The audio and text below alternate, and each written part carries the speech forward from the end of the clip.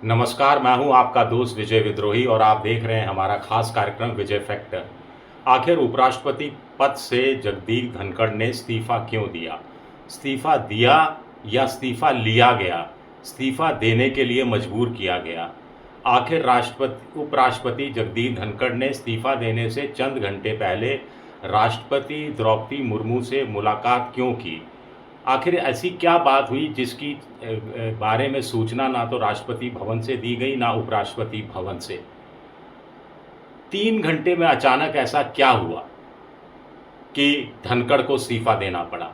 एक बड़ा सवाल उठता है कि धनखड़ ने इस्तीफा बिना चर्चा के तो दिया नहीं होगा, तो चर्चा भी बीजेपी के पार्टी के आला कमान से, बड़े नेताओं से हुई होगी, जिसमें हम मान कर चल सकते हैं कि प्रधानमंत्री हो भी शामिल हुए होंगे, अमित शाह भी हुए होंगे, जेपी नड्डा भी हुए होंगे। तो आखिर ऐसा किस बात पर जगदीप धनखड़ अड़ गए या मोदी अमित शाह अड़ गए? वजह क्या रही? इसका खुलासा करने की कोशिश करते हैं। पहले क्रोनोलॉजी समझते हैं। 11 बजे मानसून सत्र शुरू होता है। राज्यसभा के अंदर उपराष्ट्रपति धनखड़ हाजिर होते हैं और फिर वो कार्रवाई सदन की शुरू होती है। 4 नॉमिनेटेड सदस्यों को शपथ दिलाई जाती है। धनखड़ साहब लोकतंत्र की बात, विपक्ष को भी सुनने की बात, संयम की बात आदि बातें करते हैं। 45 मिनट तक ये सब होता है। 45 मिनट के बाद शोर शराबा होता है। 11:50 पर धनखड़ 12 बजे तक के लिए राज्यसभा की कार्रवाई स्थगित कर देते हैं। उसके बाद की क्रोनोलॉजी देखिए। 3:53 पर उपराष्ट्रपति भवन से या उनके दफ्तर से एक विज्ञप्ति जारी होती है कि 23 तारीख को वो जयपुर में होंगे। बिल्डर्स की कोई कॉन्फ्रेंस है, CREDAI की कॉन्फ्रेंस है, उसके अंदर जयपुर में होंगे। यानी 3:53 यानी 4 बजे तक सब कुछ ठीक था। 4 बजे BCA की बैठक होनी थी, बिजनेस एडवाइजरी कमेटी BAC की बैठक होनी थी, जिसमें सदन के नेता के नाते JP नड्डा को और संसदीय कार्य मंत्री के नाते अर्जुन मेघवाल को उपस्थित होना था। और BAC की बैठक में तय होना था कि ये ऑपरेशन सिंदूर पहलगाम के मामले में चर्चा कब होगी, कितने घंटे की होगी, कौन जवाब देगा, कौन जवाब नहीं देगा। लेकिन बैठक में ना तो JP नड्डा आते हैं और ना ही अर्जुन मेघवाल आते हैं।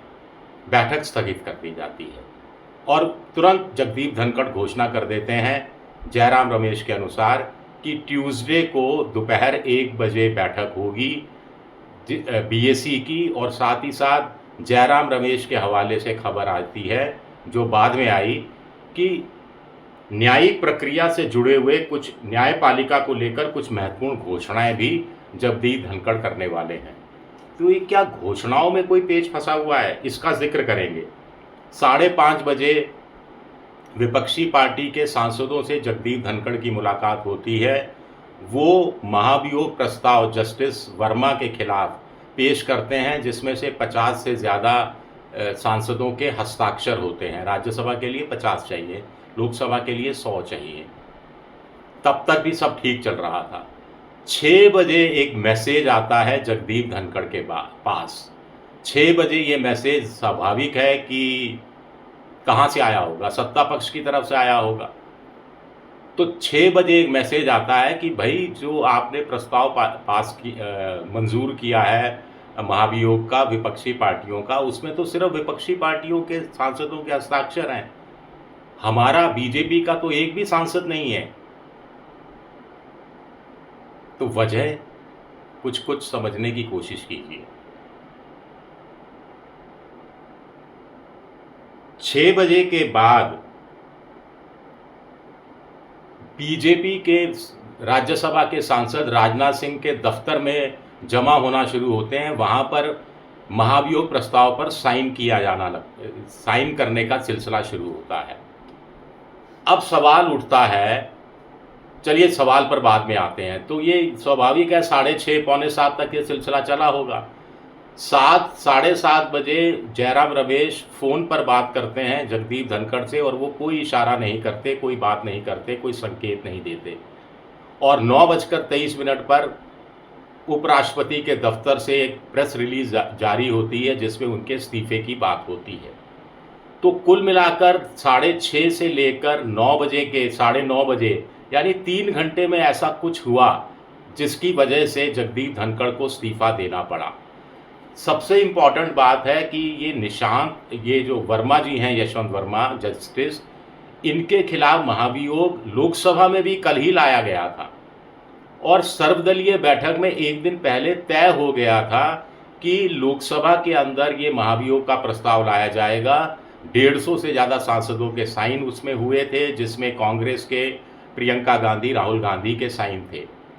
ऐसे में एक बड़ा सवाल उठता है कि जब सर्वदलीय बैठक में तय हो गया था कि लोकसभा में ही महाभियोग प्रस्ताव लाया जाएगा, तो फिर सोमवार को शाम को 5:30 बजे जगदीप धनखड़ कांग्रेस और विपक्षी पार्टियों के राज्यसभा में महाभियोग लाने के प्रस्ताव को क्यों स्वीकार करते हैं, क्यों उसको एक्सेप्ट कर लेते हैं।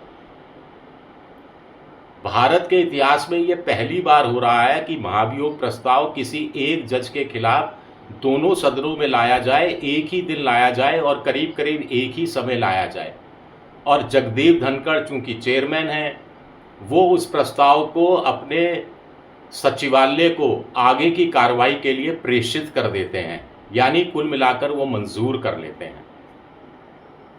ये एक बड़ा पेच है। उससे पहले वो राष्ट्रपति से, मुर्मू से मुलाकात करते हैं। तो क्या चीज़ें पहले तय हो जानी शुरू हो गई थी, या 11:30 बजे सुबह और 11:45 बजे के बीच में जो मोटे तौर पर कहा जा रहा है कि मल्लिकार्जुन खड़गे को उन्होंने बोलने दिया, उनके जो 267 के तहत मोशन दिया गया था उसको ठुकराते हुए भी ट्रंप का भी नाम लेने दिया गया, ऑपरेशन सिंदूर की खामियों के बारे में भी जिक्र करने दिया गया, पहलगाम आतंकी हमले में सुरक्षा की चूक थी, ये बात भी ऑन रिकॉर्ड मल्लिकार्जुन खड़गे ले आए।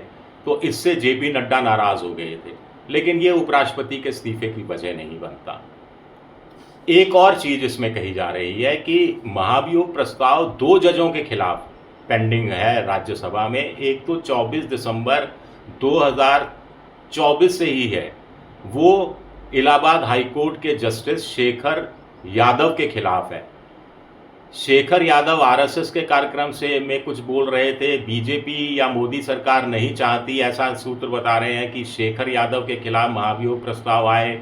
55 के साइन थे, 50 से ज़्यादा की क्राइटेरिया पूरा करता था। धनखड़ साहब ने कल ही कहा कि साहब 55 में से एक साइन डुप्लीकेट है, यानी एक सांसद ने 2 जगह साइन किए हैं और सांसद से हमने पूछ लिया, सांसद कह रहे हैं कि हमने तो एक ही जगह साइन किया था, तो इसकी थोड़ी सी जांच करना बाकी है। तो क्या धनखड़ निष्पक्ष दिखने के लिए दोनों जजों के खिलाफ महाभियोग प्रस्ताव लाना चाहते थे, मंजूरी देना चाहते थे, राज्यसभा में लाना चाहते थे, जो बीजेपी को मंजूर नहीं था। एक बात ये। दूसरा, टाइम्स ऑफ इंडिया में छपा है धनखड़ के नज़दीकी सूत्रों के अनुसार कि पिछले कुछ दिनों से वो बेचैन थे, कुछ बेचैनी थी उनको। ये बेचैनी किस चीज़ को लेकर थी? दिल की बीमारी को लेकर थी, जिसके लिए वो एम्स में भर्ती हुए थे। अगर ऐसा होता तो वो मानसून सत्र से पहले ही इस्तीफा दे चुके होते स्वास्थ्य के कारणों को लेकर। तो ये बेचैनी किस बात को लेकर थी? क्या उनको कोई कहा जा रहा था, उनसे कोई काम ऐसा करवाया जा रहा था जो उनकी अंतरात्मा झकझोर रही थी, या उनको बड़ी चीज़ के लिए कुर्बानी देने के लिए कहा जा रहा था कि किसी जुडिशरी से संबंध, जैसा सोशल मीडिया में चल रहा है कि जुडिशरी पर आप बहुत अटैक करते हैं, अब जुडिशरी की हमें बहुत मामलों में ज़रूरत है, तो आप पद से इस्तीफा दे देते हैं तो जुडिशरी से संबंध ठीक हो जाएंगे।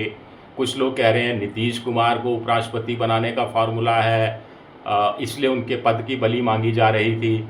आप गौर कीजिए, कुछ दिन पहले ही धनखड़ साहब ने एक फंक्शन में कहा था कि अगर ईश्वर की कृपा रही तो वो अगस्त 2027 में उपराष्ट्रपति पद से रिटायर हो जाएंगे, उनका कार्यकाल खत्म हो जाएगा। तो ईश्वर की कृपा नहीं रही उन पे, तो ये कृपा कहाँ से आ रही थी और कृपा किसने खत्म कर दी, ये भी अपने आप में बड़ा सवाल उठता है। शुक्रिया मेरा ये वीडियो देखने के लिए, बहुत बहुत शुक्रिया।